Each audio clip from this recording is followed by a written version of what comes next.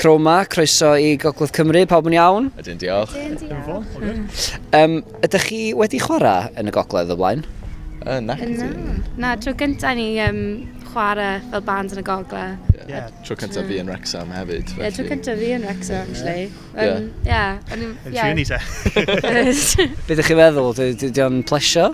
I fod yn onest, mae'n lot neisach na o'n i ddisgwyl, jyst achos pobl...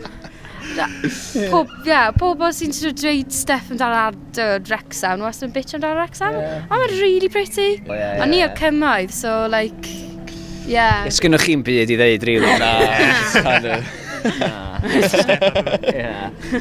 Gig henw ma, dwi'n iawn I ddeud? Lle ydych chi'n chwarae? Undegin. Ar Lloeban, Radio Wales. Mae 11 yn cool. Fydd y hen siop chwaraeon wedi cael ei ail-wneud, felly... Ie, mae'n eitha anarchaidd, felly nhw chi... Disused trainers allan ni'n nico, like... Am be? Just mix and trainers. Dwi'n gwybod beth ydych chi'n neud yn y cymoedd, ond dwi'n eitha siŵr bod chi ddim bod I wneud hynna. Dyn ni ddim yn join unrhyw beth. A ni am ddyn yn sophisticated. Da iawn. Y munud ni'n gadael y cymoedd, mae fel, right, be ni'n mynd I wneud te? Be sgynnoch chi ar y gweill pen wsos yma? Sgynnoch chi rhywun ydych chi eisiau weld yn benodol?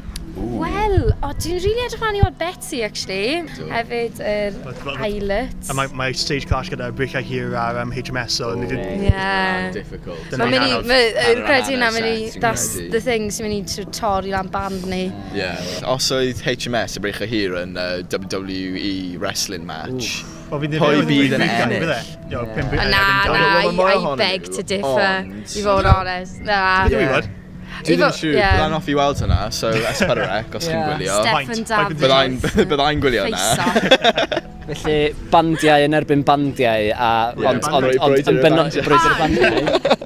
ond yn benodol, dych chi eisiau gweld Brychau Hir yn erbyn HMS Morris. Dyn ni ddim moyn weld e, ni ddim eisiau weld nhw. Ie, dwi'n eisiau gweld Steffan David a Heledd mewn, I don't know... Catfight. Face-off, battle rap efalle. Neu Ti'n gallu trefnu yna ar ochr un, actually? Ti'n gwybod be, mae yna jans fedra I, da ni'n breinio I tema ar y funud. Croma, we digress. Felly, dwi'n mynd I adael chi fynd I baratoi ar gyfer eich gig. Diolch yn fawr am sgwrsio fo fi. Diolch yn fawr.